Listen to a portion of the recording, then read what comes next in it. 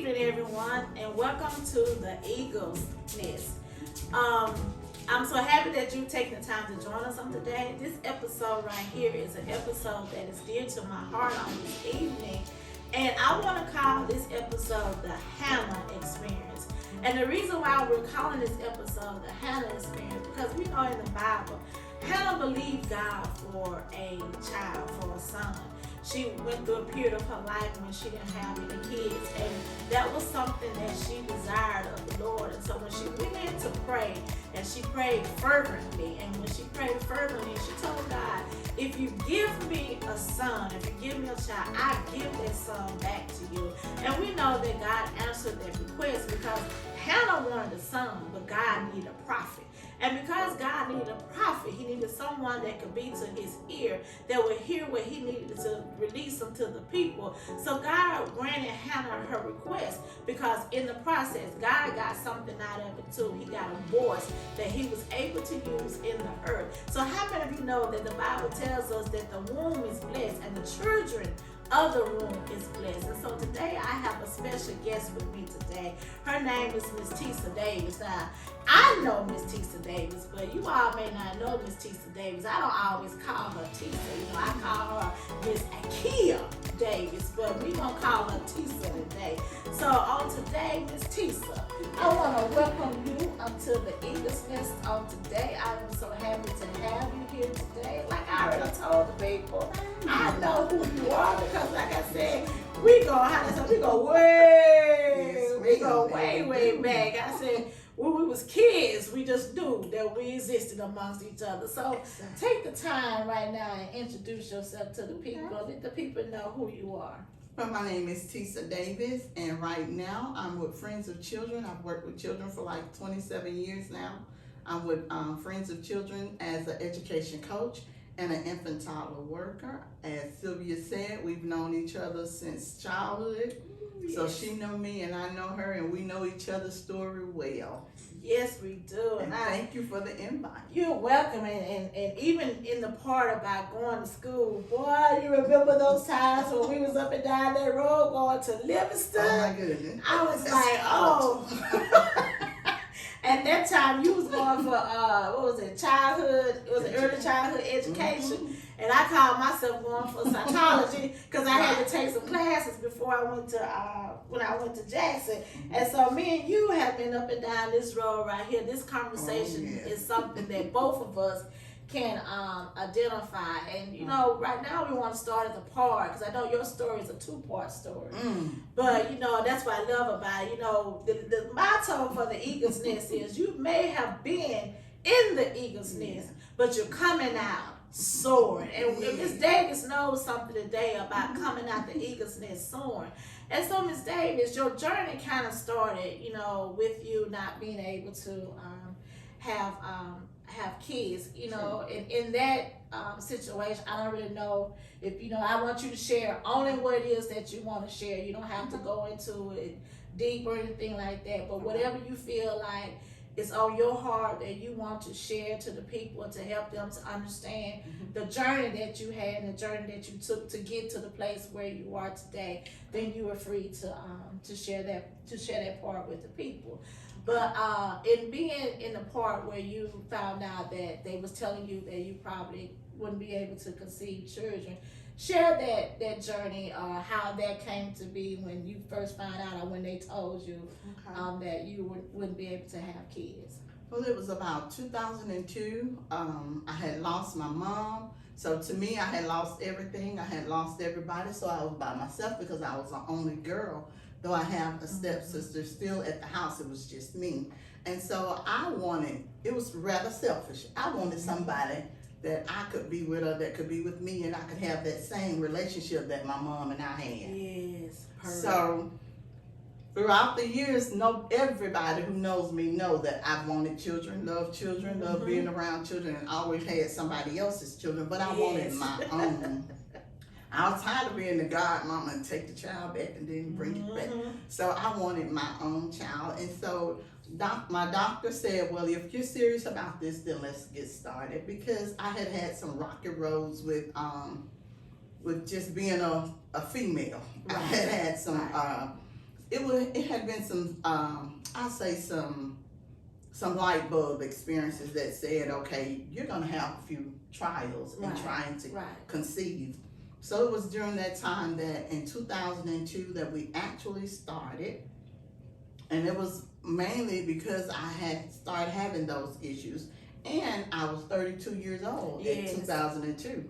So my doctor was like, if you really want a child, we need to start now. And so we began the process, and we went through to make the long series short, we went through the fertility medicine, the drugs, a few shots, a diet pill, just anything, because I had so many other issues. I was obese, I was of age, so they say a maternal age anyway, because I was 32 years old. And then we found out I had PCOS, which is Polycystic Ovarian syndrome.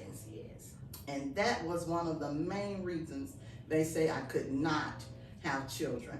But when started in the process of the medicine, it was supposed to help that. And I'm gonna say something on the polycystic ovarian syndrome. This is a symptom, a situation that's common to a lot of women. You know, my profession, you know, I'm a cytotechnologist. And being a cytotechnologist, one thing that I had to learn was the female. And the female reproductive system is very, very complex. I tell everybody, God made man, but he gave y'all just some parts. But the female has several parts that work to make her to make her to be able to conceive and to make her to be able to carry. And one thing that we had to learn was the menstrual cycle for the female. And what takes place, the cycle, you know, you have a 30-day cycle within the female. And what takes place every month, the ovaries release an egg. And in releasing the egg, you know, the process of it all starts as a cyst. They call it the corporal luteum cyst. And what happens is every month, you know, your hormone levels, they go into, you have the LH hormone, and then you have the progesterone and the estrogen that's taking place. What happens in order for a female to have a cycle, that cyst has to rupture. If that cyst does not rupture, it stays lodged in the ovaries. And what happens is, when you have multiple cysts that doesn't rupture, you wind up getting what is called polycystic ovarian syndrome, which is a ring of cysts that wind up being on your ovaries. They call them like a string of pearls. If you look at it in the X-ray of them, it's like a string of pearls. And what happens is you wind up having irregular cycles. Some months you may have one, some months you may not have one, and the month that you do have one is heavy as I'll get out, because that lining in the endometrium has stayed full all of those months. And sometimes people develop endometriosis. And so that is because the lining of the cervix, which is the endometrium, is thickened. And sometimes with endometriosis, what happens is that endometrium grows outside of the cervix. And what they're trying to do is they're going to give you a high dose of medication to try to cause that tissue outside of the cervix to die. And that process is painful because every month, whether that tissue is in your cervix or wherever it's at, it's trying to have a cycle. And that is what's causing the excruciating pain. So I just want to take a moment to explain what polycystic ovaries is, so you can get a general idea of what's going on here. So a lot of times, you know, I want to call this the Hamlet Experience. You know, we have those pananos in our lives that don't understand us women when we having difficulties conceiving, and because they have conceived a child, they want to flaunt, you know, the idea that, hey, I can have one, but not knowing what's going on with you as the reason why you're not having one, but at the same price don't know the story that God is working on in your life. So we're going to pick up at that point where you was talking about the maternal age. They were saying you were 32. So we're going to pick up right there. Miss Davis, come on, take the picture here. So here I am, 32, trying to have a baby, and all of the stuff that Miss Sylvia was talking about is happening with me. The endometriosis, the PCOS, it's all happening. So I'm going back and forth to a fertility doctor in Jackson as well as seeing a doctor here. And when I say they did everything I thought they could do to my body, is what they did. One test even flipped me upside down. I never had that done before, but it was flipped up. I was flipped upside down, and dye was inserted in me just to see what was actually happening. Yes, ma'am. They flipped you. They flipped me Upside down. Yes, ma'am. Wait a minute I was now. on the table, and I was flipped. Now, don't you know, I would have been like freaking out. It's bad enough you have to be on, when you're going and you have to get your checkups and stuff, and you're on the table, you lay horizontal. But they flipped you upside down. Yes. Okay, all right. Yes, ma'am. That was done. And for 2 days, I had to, after that procedure, for 2 days, I had to lay straight so that once I go back, they could read everything that had happened during that process. And from 2002 to 2005 is what I went through. All of these things was what I was going through. The pills, the medicine, the procedures, the exams, just every 3 to 6 months I was going through this, trying my best to get a baby. And the doctor here had sent me to the specialist, so we thought. Okay. And still in 2005, no baby. There was not even a miscarriage, which meant I never got pregnant from 2006 to 2005, not one time. So could you imagine how you was feeling emotionally? Yes, ma'am. Because this is a process that you're going through. You having, to have people, messing with your body, touching your body. And at some point in time, in all of that, I can only, because I haven't been through that aspect of it, but I can only imagine the feeling of being violated. Right. Because you have these people, you don't know these people, they're strangers to you, they're touching on your body, they're seeing I call them like your intricate parts, your parts that you want to reveal to your partner. And here these people are, and sometimes they're not always nice. Yeah, they're not always nice. And so here you are, because of the desire that you have to have kids, you're allowing yourself to go through this. You're emotional, and then like you said earlier, you didn't have your mom with you, and so you didn't have anyone as a maternal figure that was going through this process with you to be able to hold your hand. I know we have people who are around us that have our best interest at heart, but that maternal part, because Pearl, this may, I've already, because I think about her a lot of times too. Pearl, your mom, Anna Pearl, was a mom to everybody. She was a mom of all moms. And I know for you going through this process and everything, I know it kind of had you in a place where you probably felt alone, and you probably felt abandoned, and there's probably some times within it that you was questioning God and asking God, why is this happening to me? Because like I said, we look at everybody around us like that was having kids, and you say to yourself, God, like, when is my turn? Why do I have to go through this process in order to conceive a child? So can you speak on that? Because I know that process is emotional, but can you speak on that aspect of it as to how you was feeling in that moment? The main thing was, like you said, people asking the question, why? Why don't you have children yet? Or you better hurry up and get you some children. You're going to be too old. And my mom and Pearl herself even spoke and said, Tisa, you're going to keep it up. And you're going to be bringing the grandbabies to the grave. And just to show what she spoke, it happened. But even through that, like you said, I felt depressed. I went through a bad depression after she passed. But I still moved on so that people couldn't see that part of me. But I became Hannah. In every prayer that I prayed, everything that I did, my prayer was that I would have a baby. That's all I wanted. And the depression, it would get heavy sometimes, and I would withdraw. And I think that's where the anxiety started, was being around people. Because people were looking at, okay, she's this age and no baby yet. Oh, she gonna be the little lady sitting around with all the cats. She ain't gonna have no children. or she gonna always have somebody else's child and not have her own. And it was spoken into my life, and you know that the power. And it kept getting in my head. You're not gonna have any children. You're not gonna have any children. You're gonna be on this world alone, in this world alone. So I kept praying, God, I know I'm doing what you asked me to do. I know I followed your commandments. I'm in the church. I'm doing this. I'm doing that. If you would just give me this one desire, and I promise you, he and I, that's all we'll know is your word. We'll know the church. I'll feed the church. I'll feed the word to this child. And it was a prayer that I prayed consistently till sometimes that was the only prayer. You know, I'm here alone. Please give me somebody. Right. Because as we all know, men are here and gone. Yeah, I know that's right. So the one that I was with, that I had the children with, he was actually here. But it was still, that's not what I wanted. That was not my heart's desire. My heart's desire was to have this child.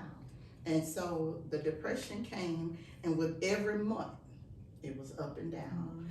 One test, okay, this looks good. The next month, no cycle. Or the next month, no pregnancy. Okay, let's do some more tests. The next month, and we're going year after year after year. And so yes, this became very heartbreaking and very taxing on the spirit, but still I tried to push through, and I did more of it to say, okay, God, I think I'm trusting you. Not I'm trusting you, but I think I'm trusting you. I know one day you're gonna hear me. And so I pushed through this until 2005. Wow. From 2002 to 2005, this was my scenarios and my doctor visits and my job. I had a job, and my doctor, my boss even said, well, in a minute, you're gonna have to show us some proof that this is where you're going. Wow. Because she didn't believe it. Because every other week or every other month, I was in a doctor's appointment. So I had to start bringing doctor excuses so they could see and show that this is exactly what I was. Because a lot of times people, they, you know how to say, you see, whether the story say, you see my, I'm trying to think of how to, you don't know my story. You see the glory, but you don't know my story. That's you know, I was trying to get it together. People see what they want to see. And then when they see the result of it, it's like, oh, okay, you were telling the truth. Because people, we're people of habit. We don't understand. It's like we have to have proof sometimes for us to understand what a person is going through, or what someone is feeling or not feeling, or everything. But I just love how God does things, because He always processes us in the dark. We're going through our situations, and people don't know the backdrop of the backstory of what we're going through, because God only allowed people to see what He wants them to see, why He's doing what He's doing in our lives. So they couldn't see what God was doing in your life. So to them, they was questioning, but all it was adding to your story, because you needed some naysayers. You needed some naysayers. Right. You needed someone who couldn't believe. Yes, right, because David said you prepared a table before. So they needed to have that little smidget of doubt that they had to try to say, well, this ain't going on, because when the baby came, when the promise was fulfilled, then they have to say, well, it's almost like I look back and say, well, I'll say, because then you're able to smile, because I think of the story of Sarah. How long it took for Sarah to conceive that baby. Everybody was laughing at Sarah. Sarah even laughed at herself, because she said, God, how am I going to be old to have this baby? But when that baby came, that laughter that she had in the beginning, when she didn't believe, came into a laughter of joy. So I had to say, I'm already loving how this is going. Miss Teresa, I'm loving how this is going, because God will take the naysayers. Oh my goodness gracious, girl, we already into this right here. This is good and gooder, and how to say, and gooder. All right then, Miss Dave. So we don't got to this point right here. Come on, let's finish playing this story. 2005. Here I am, 36 years old. Well, 35. I'll be 30. I was going to be 36 in February. And so, not feeling right, but feeling right. just wasn't questioning what it was because I was scared to get my hopes up. Mm-hmm. I had in 20, the first of it, they were like, okay, we've done all we can do. Mm-hmm. We did all the tests, T-cell, we just don't see why. We can't tell you why. So our next step is in vitro. Oh, I'm like, I did not want to go this far. Now, you've done enough to the body. Like you said, you've done enough to the body and the spirit. I can't go this far. So they said, so you're declining in vitro. And I said, well, let me think on it. Yeah. So they was like, okay, we'll give you a month. At this date, you need to come back to us, call us, and let us know if we can set up these sessions to start the in vitro, or the next steps to tell you when to come in to take your medicines for the in vitro. Okay, you call us and let us know within that month. Within that month is when I start feeling right, but not so right. Right. Like, okay, And it was one day, all I could think of was just pickles. That's all I wanted to eat. Oh. That's all I had a taste for.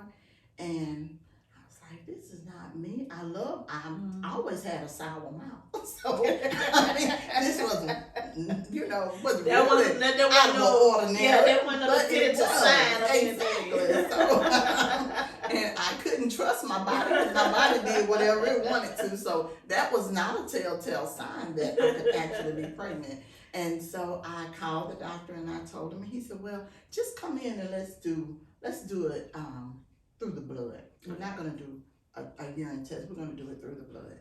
And sure enough, he came back and he said, well, Miss Tisa, guess what? We now have a baby. Oh, yes. So she was there. And when, even during that process, because of the things I had taken, the medicines, the treatments, and because of that, I still had to do some more visits throughout that pregnancy. But when I tell you that was the best pregnancy anybody has ever told me that they could go through, no morning sickness. Everything that was wrong was straight. Like my blood pressure that stayed high, it was low. He had to take me off the blood pressure medicine. My weight, I was dropping instead of gaining. Wow, look at God. During this one pregnancy, and I'm like, well, my God, it took me to get pregnant for everything else to come in line. But that's how God is, though. Exactly. He said, you already been through enough to get to the point to have the baby. Now let me give you a smooth sailing while you carrying the baby. Girl, that speaks in itself. Right. Because he already said, look, right. my daughter been through enough already trying to conceive. Yes. But now that I have answered her, let me just give her a smooth sailing. So you can tell her, so she can see that I'm smiling on her, that I'm in this. Man. There was no doubt that it had to be him. Because my the co-worker that I was working with, she was pregnant at the same time that I was, and she was sick. She was so sick every day, and I never had that problem. So sometimes I'm like, oh, am I really pregnant? Because I have no issues. You couldn't tell I was pregnant unless I told you I was pregnant. Man, she just didn't show up as a whole big bump. I just prayed a little. Wow. She just added to the hip. Right. She put a little bit I just said she just added to the hip. Exactly. Well, that is, I tell you. 36 years old, and I had a Tia October 22nd, so she's 15 years old. It's been 15 years, and yes, ma'am. And so, God is good. Yes. God is good. That reminds me of the scripture in Proverbs. It said, hope deferred. But not denied. Make it the heart sick. Yeah. But a dream, a desire fulfilled. Yeah. It's like it gives you life. It just springs up as life. We Right. always say delay does not mean denial. Mm-hmm. And so somebody out there, you may think that God it's not going to answer you. It looks like you're being denied. But just because it's taking a little bit does not mean that God is not going to answer your prayer. Because sometimes we go through a process, because in the midst of it all, God wants us, and we ask, it says in the scripture, it says, where is your faith? Sometimes God is looking to see where is our faith is. Is this something that you really, really or desire? Are you going to stick it out to see what the end result is going to be? Are you going to stick it out to know that I am a God who answers prayer? And so we can see even from Miss Davis' journey here that she went through the process and she didn't give up hope. But when she thought, or when they thought hope was gone or was not there, God snuck in and put the baby right there in her womb, and they did not even know it. That in itself shows you how good God is. He gave you a surprise attack. I call them I used to like them call them little happies. He gave you a little happy at the moment when you just thought that, I'm just, and that's usually how he is. When you move, it's almost like when you move yourself out the way, you give God a place to work and to move in your life. And so when you took your hands off of it, and the doctors took their hands off of it, then God said, okay, now I can put my hand in it. So I'm just like, man, that in itself, it gives someone's hope to know that when you take your hand out of it, you allow God to put his hand in it. All right, Miss Davis, I tell you, I'm smiling too, because I know the journey. Like I tell you, me and Tisa go way back, so Tisa wound up having one. But Miss Sylvia, she still didn't have one, but God blessed me to be able to adopt, so I still got me a blessing in itself. But God does things the way he wants to do things, and we can't question how God blesses us or how God moves in our lives, because he does things in his way, in his time, and the way he wants to do it. So I'm thankful for Miss Davis and her journey through the process of infertility and having a daughter now, which is 15-year-old, and she's a precious little girl, Miss Atia is. But Miss Davis did not just have one. God gave her double for her trouble. So, sometimes, the enemy think he done counted you out. But sometimes God said, okay, I gave you this one punch. Now let me turn around and give you a double for a double. So she has another little precious little girl. What's her name? Autumn Joy, Tia and Autumn Joy. So God is good, to be able to bless us that way. And I'm just thankful for Miss Davis for this aspect of the story. But like I told you, there's more to Miss Davis' story than just a part of infertility. So Miss Davis, will you finish telling us your two-part story? Yes, ma'am. We're on to the saga now. Then we come 5 years later. Yes. 4 or 5 years later, 2010, and I'm presented with a spot on my back. Goes and comes. First it's purple and black, and it's a little spot. You can just feel it in your skin, but nothing big, no problems. It showed up, and then it would go away, as I said. But 2012. It came, and it became, like Grandma and them would say, a rising or boil. And along with it came headaches and coughing. And I would be in the choir, we sing in the choir. So I would be in the choir, and we would be singing a song, and I couldn't finish the song because I was having coughing spells. So I would have to leave and come back, or not finish the song at my fullest.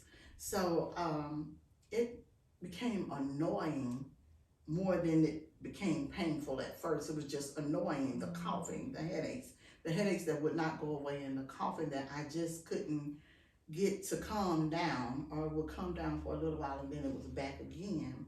And then it became about, we were getting ready for Terrence's wedding in November. Yes. And the pain of the boil became so bad to where it was even hard to put on my Victoria's Secrets. It even hurt. It interfered with the Victoria's Secret. Now we had some issues going on here, because we have to have that, in order, because that's just something about that aspect of it. So we can't be messing with our secret now. No, ma'am. So the pain was even, it would hurt. hurts for even the fabric to lay on the boil. And so I was like, well, as soon as we get through with this wedding stuff, I'm gonna go to the doctor. We're gonna get it checked out. Went to the doctor. He, just like I did, said it was a boil. We'll see what it does. So I went to the medications again. We went to the antibiotics to see if that would clear it up. And we did a month of antibiotics. It still did not clear. It was still painful. So my doctor went out because he had pneumonia of the flu. But he was out, so the day that I was supposed to come back in, there was a nurse practitioner there. And she said, Miss Davis, if I can I look at the boil? And I said, yes, ma'am. And she said, okay. She said, And she said, can you tell me what you've been doing? And I told her the prior treatments of just antibiotics, and now we're gonna see if he can lance it, because he was supposed to lance it. And she said, okay, well, he's sick. She said, but she said, can I tell you something? Can I share something with you? And I said, sure. She said, when he comes back, don't let him stop at just saying that this is arising. Right. So I'm like, well, I've had him all my life. So this is usually how it is and how it comes. But this one has just been more painful. So she said, okay, but just tell me that you won't let them stop at that. So I didn't think more of it. I said, okay, yes, ma'am. He's a good doctor. He'll go further if I ask. And she said, okay, just, check on that. And I'll be checking on you. So I told her, okay. Sure enough, he came back and he tried to lance it. And while I was laying there, they deaden you for the lancing, I still felt it. Wow. And as much as he tried to cut, the more he saw. So he stopped and he said, Miss Tisa, I'm hurting you. And I said, very much so. He said, you're in pain. I said, yes. He said, but I've deadened you. I said, this hurts. He said, I'll stop. What I need, I have anyway. And he said, but we'll stop right here. Wow. So the procedure was stopped. And he just packed me and sent me home with the antibiotics of hoping that it would clear up and close up on its own. And it did not. So he said, okay. When I went back to see him, he said, this is not looking any better. And he said, not only is it not clearing up, it had started oozing, but it wasn't oozing blood. It was oozing a clear liquid. So he said, I'm going to tell you what I did, and I didn't tell you before, but I'm going to tell you now. I sent the tissues that I did collect through the biopsy, and I sent them to two friends of mine, one in Jackson and one in Atlanta. The one in Atlanta is the Cancer Center Treatment of America, and then the other was, and I was like, well, why would you do that? And he said, I don't know what this is. So that was the first thing. He said, but don't get alarmed. It's just something that we're gonna do. So I said, okay. But in the question, he had already put the question in my mind because he said it could be cancer. Right. And so when Terrence came to get me that day, he was like, Tisa, what is it? And I couldn't even say the word. I whispered, cancer. Because everybody knows once they say cancer, death is associated with it. So how could God just give me a child of 3-4 years and then now say I have cancer and take me out? I'm like, this just can't be my story. This just can't be. I just don't get this. And Terrence was like, Tisa, that's not how we're gonna see it. We're gonna wait it out. Right. And sure enough, right before Christmas, I get both diagnoses, the one from Jackson as well as the one from Atlanta. And the doctor in Atlanta says, I want her here. I want her to come here. And I told him, I can't. I have a child here. I just can't go to Atlanta so that you could do your research or do whatever, because she had been writing on this type of cancer. Oh. So this is her paper that she had been researching and writing on it. But she said, but I want to talk to you and tell you about it. Well, we set up the appointments with the oncologist here in Meridian because I said, I'll stay here. Right. She said, okay. She and the doctor here at the cancer center here, they got together. We all got together and we talked. And she told me the term was dermatoid fibrosis dermatofibrosis sarcoma. Mm-hmm. So the initials are DFSP. I can say that Yeah. better. So, Yeah, that's sarcomas are cancers of the I call it the connective tissues or the tissues in your skin and different things Right. like that, because it's dermal, which is skin. Mhm. So it's a cancer of your skin. So it's a sarcoma because it's of the connective tissue. So this is what it was, and this is where it was presented, was at my lower back. And so the main thing they said was it had to come out immediately. Mm-hmm. It had to be removed immediately. And that was in December. I asked them to let me go through Christmas without this right now. And she kept saying, please, immediately, just don't let this, and I was like, no, I'm not gonna, just throw it out of my mind. I'm gonna, work on it. We are coming back. And so it started in February. February is when they started the surgery. And because I wouldn't come there, she gave her prognosis and her measurements, the margins that they should take when we go in to have this surgery. And so the first surgery was 3 days after my birthday. And so it was a 5-hour surgery to remove this sarcoma. And what they told my brother was that it was one tumor that had many tentacles to it. Right. And the tentacle was headed to my right hip. Mm-hmm. Had it reached the right hip, because it was at a stage 2 going into a stage 3, that I would be paralyzed on that side. That hip would be paralyzed, and that I would be paralyzed on that side. So with it being stage 2, that it was, some people out with some terminology Thank here. you. With it being stage 2, that means it was still encased in a spot where it had not went outside of the original tumor site. So if it had went outside the original tumor site, that would have been a more invasive surgery for her, because then you get into the point where it has an opportunity to metastasize to other parts of the body. So the stage that it was in, they had it in a place where it was, I almost like the term that we like to use is localized. That means that it's localized to that area. And when they go in and took it out, she gave them the margins, because the margins, if they stay within the margins, they cut all of that tumor out. And when they cut it out, then they want to make sure that the margins are free, because if the margins are free, that means that the tumor, they got all of the tumor out. So with her saying that it was stage 2, almost stage 3, if it had stayed in her longer and had a potential to grow even bigger, then it would have went outside of that local area and went down to the hip because of the tentacles. So that means that's what I said, it's in a part of the connective tissues, which is, those tentacles, they supply blood supply. And if it had reached that, then it would have been to your hip, which would almost been metastasized to your bones, and then it would have become something else. Yes. Oh, you're smart, lady. Oh, well, see, I told you. You went to school for real. Let me put this part back in. I am a certified cytotechnologist. School at the University of Mississippi Medical Center in Jackson, Mississippi. Okay. Thank you.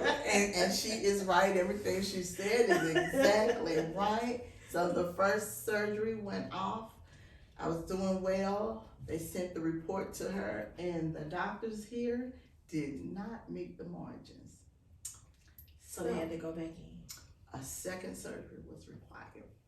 And where they had went across, they were now having to go inside and go down.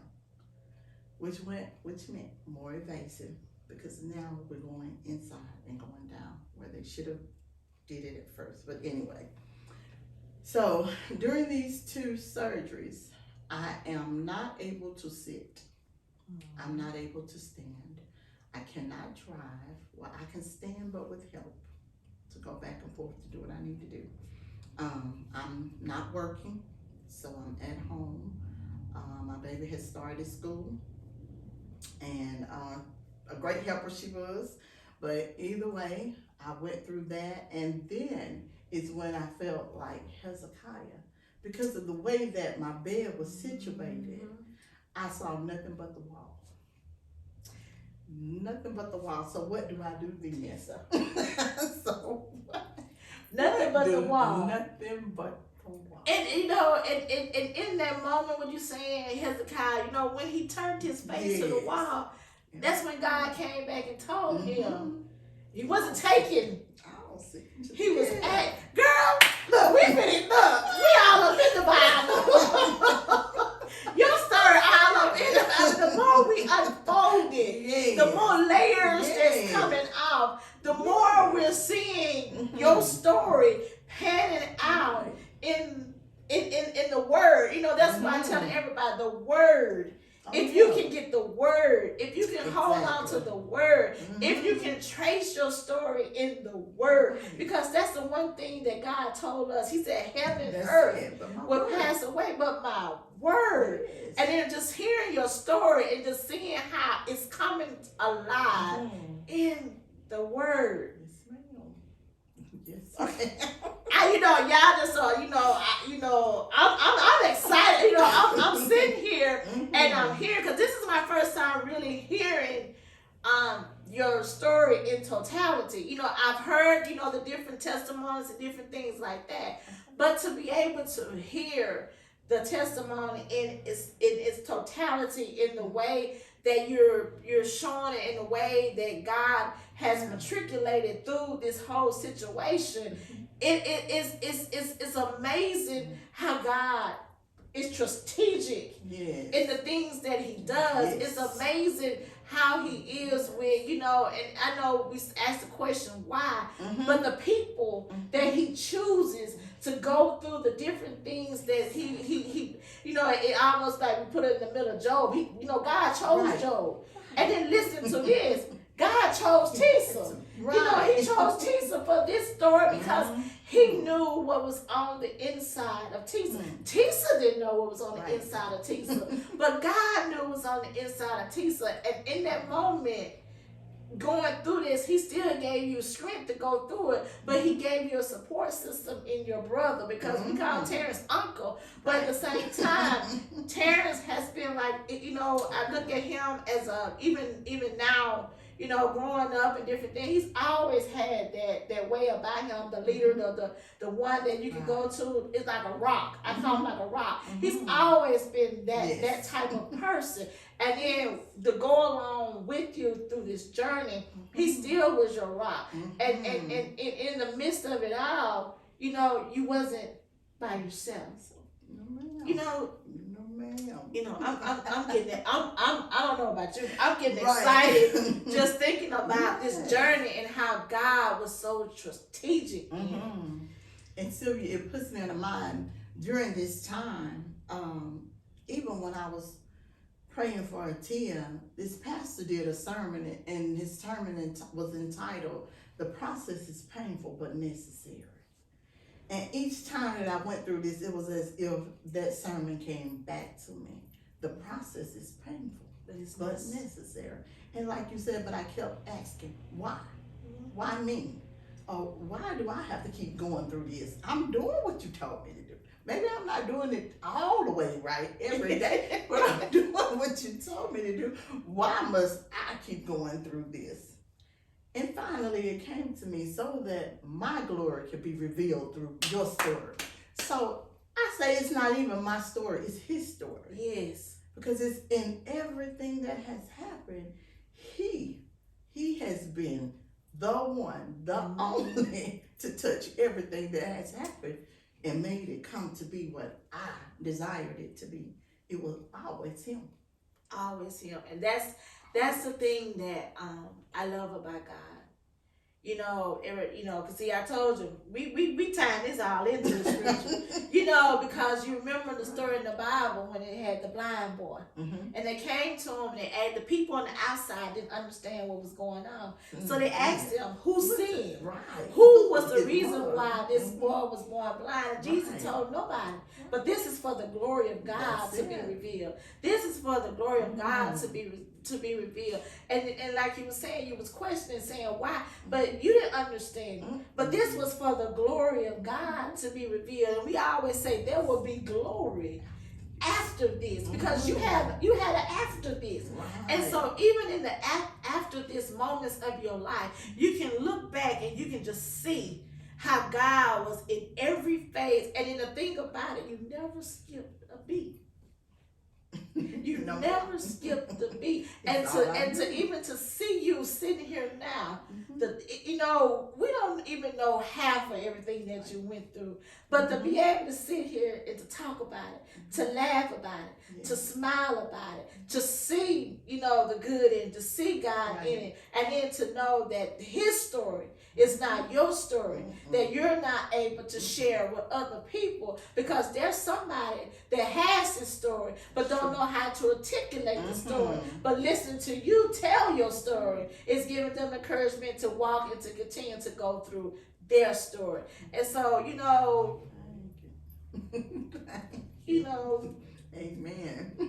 He just finished telling us what we want. Cause look, we're gonna get caught up in the bed, and I'm trying to keep us, within the nest here. But like I said, that's what happens when you're in the eagle's nest. You may be in it, but you're coming out soaring. Yes, And when that wind hits you to cause your wings to spread, all you can do is take that wind and glide with it and go through. That's the thing I love about the eagle. The eagles rise above their situation. They use that vision that they have, because they have visions like nobody else, and they use that keen vision to cause them to fly above, and they win, and they go with it. And then I look at how God has given you that wind, and now you're able to spread your wings, and because you're able to spread your wings, now you're able to soar, and people are looking at you, and they don't even know everything that you've been through, but all of it, but they can see it now. Right. They can understand it now. And I'm just, like I said, God is just strategic in what he's doing. And then he had a set time for you to share your story. Right. And if you look at it, it's around the time everything started. Right. And he's letting you tell your story right when it started. And he's letting everybody know it started here and then it ended at the same place where it started. Girl, don't get me started. Look, God done brought you full circle. Right. He brought you right back to the place where it started and let you know, Tisa, this is where it ended. It started here, and this is where it's ended. And now you walking out. Girl. Look, girl. You used to sing a song, Jesus love me. Girl, Jesus love you. Yes, ma'am. Jesus love you. There's no doubt. Yes, ma'am. Look how he brought you full circle. Yes, ma'am. Right back into the season of when it all started. Yes, but that's not how the story ends. Girl, let's get how the story ends, girl. Let's get how the story ends. So, 2 years of the treatments and 2 years of the doctor visits, and the doctor says, okay, it's time for you to be released. On your next visit, when you come, we're going to talk about your release, and I'm going to run some more tests, and I'm going to do this and that. I said, okay, all right. And so it came to, it's time to go back to the doctor. I got to go back and see my cancer doctor. So we get there, and he's talking, and I'm shaking my head, and he says, okay. He said, well, your blood work looks good. He said, I got some questions about some things, but I'm going to hold off on it. He said, but your blood work looks good. Your numbers look good, is what he said. I said, okay. And he said, well, I want to send you over to have an MRI on the spot so that we can make sure that, all is well. Though we know through the surgery, everything was well. But it's only been 2 years, but I still feel like a relation. And I said, well, you can't do an MRI. So he said, well, why can't we do the MRI, Miss Davis? I said, I'm 6 weeks pregnant. I was 6 weeks pregnant without joy. And he said, no, that's not what we want to do. I said, and you will be correct. This is not something I was thinking. This is not something I prayed for. No. So when I tell you God has a sense of humor and a plan, he has just that. And he said, that's okay. This baby is gonna be just fine. He said, this baby is fine. You're going to be fine, and you're going to be a great mother. We're not going to worry about this because this is non-existent. This is gone. And I said, yes, sir. I said, I believe that. And he said, but we got to take care of this baby first. We got to see. So back to Jackson I go for some more visits to make sure that this baby is okay. But on the 11th of November, she'll be 6 years old. Look at God. She is awesome. Look at God. She's awesome. Look at God. She's a second child. But she is awesome, and I'll tell everybody that wants to listen. When I tell you God is something serious, He is that. And we say, who wouldn't serve? Who wouldn't serve a God like this? Who would? Who would? And then yes, in the ma'am. he had to baffle them, because you gotta look at it.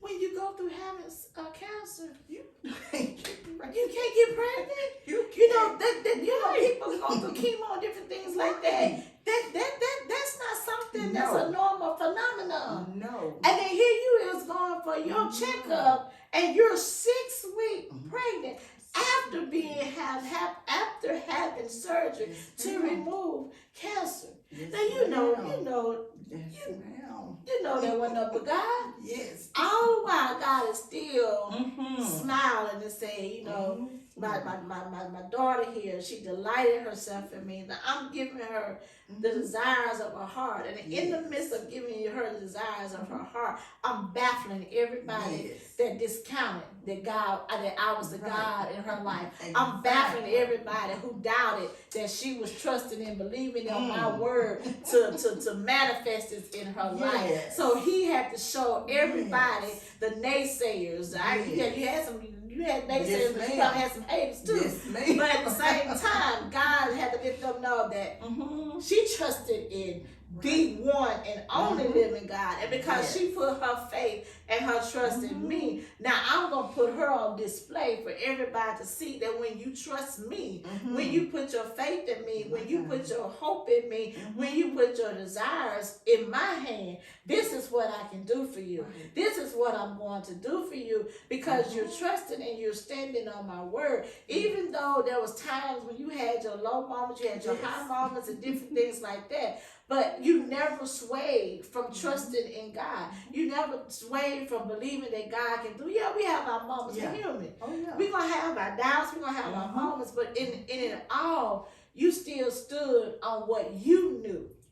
What you knew God to be, and when you stood on the word, you know, like you said, we sung in the choir, different things like that. We know what the word is. We've been in church since we know church was a church, and we was given that foundation of the word, and because of that, I just feel like all of those years God was preparing. God was, He was preparing us for this. He was preparing us for everything that we would come, every obstacle that we would come through in life.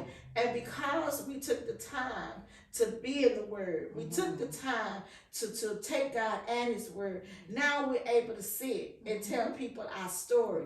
Now we're able to sit and show God, show God to the world that our God ain't dead. That's it. I serve a true one. We ain't serving no God on no sitting on no. We ain't sitting God on no table and hoping for Him to manifest. We serve a God who's omnipotent. He's omnipresent. He's everywhere. He sees everything, and He knows even our secret prayers that we haven't prayed to anybody. The times when we sit and we've cried out to Him. Those moments when we like I said, we was alone on our beds and we wet our pillows with tears. You know, like He said, our tears are not wasted because He put our tears in a bottle. Everything that we do in life, God is right there. He's strategic. He's behind the scene. And then He even showed, even though medicine says one thing, but God says, I'm the medicine. I put the medicine here, and I can baffle the doctors, and I don't have to have medicine and this. Yet it's here for us. Yeah, He uses that. Don't get me wrong. But at the same time, He lets even people in medicine still know that He's still God. That's it. And that's the truth. He's still God. And you know, and in all of this, we're in 2021. And God's still moving. And he's still moving. 8 years cancer free. 8, y'all hear that? Now I'm big on numbers. She's 8 years cancer free. So she's about to be on her new beginning. Yes, ma'am. Yes, and then, so y'all didn't think I missed the first part of when she said 2005. You know, 5 is God's number of grace. So when she went through this whole process, she had grace when she started in the process.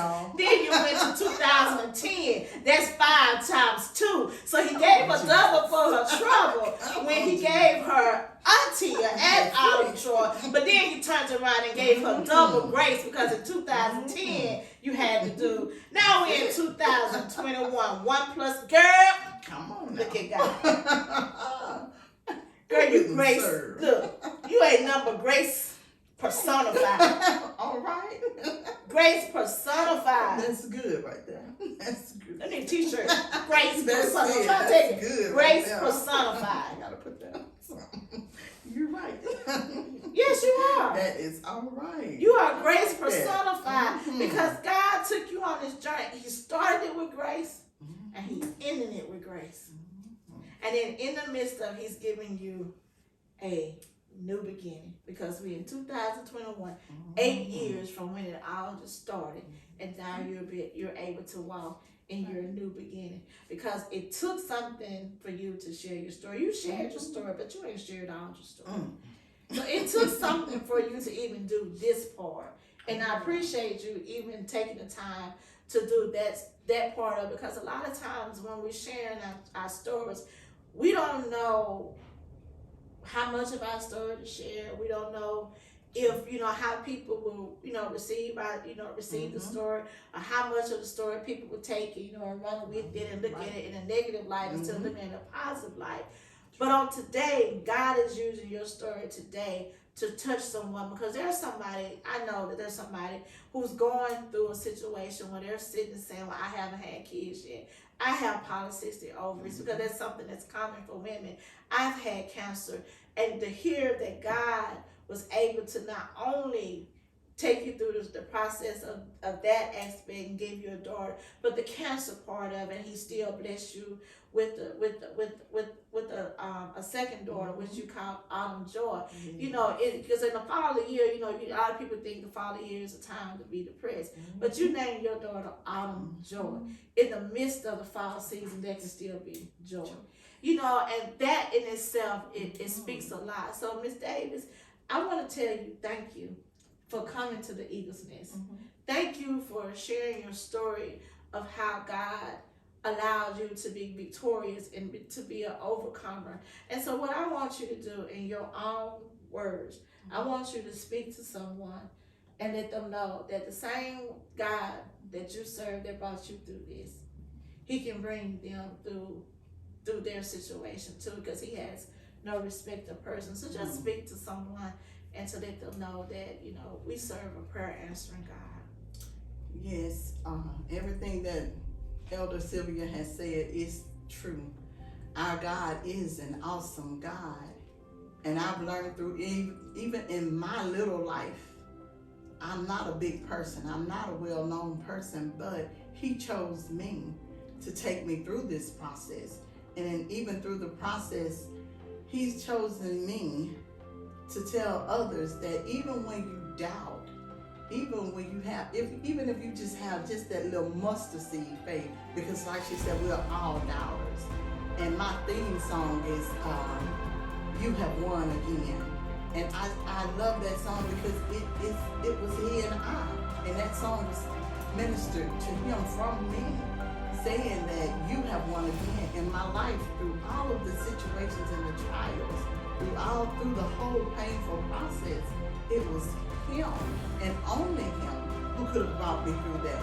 It was only him who could have gave me the babies or delivered me through the cancer. It was only him. So even if you have just a little mustard seed faith, and if you are the doubter, just ask him. Prove the doubter wrong. A lot of times when I laid on the bed, that was my song.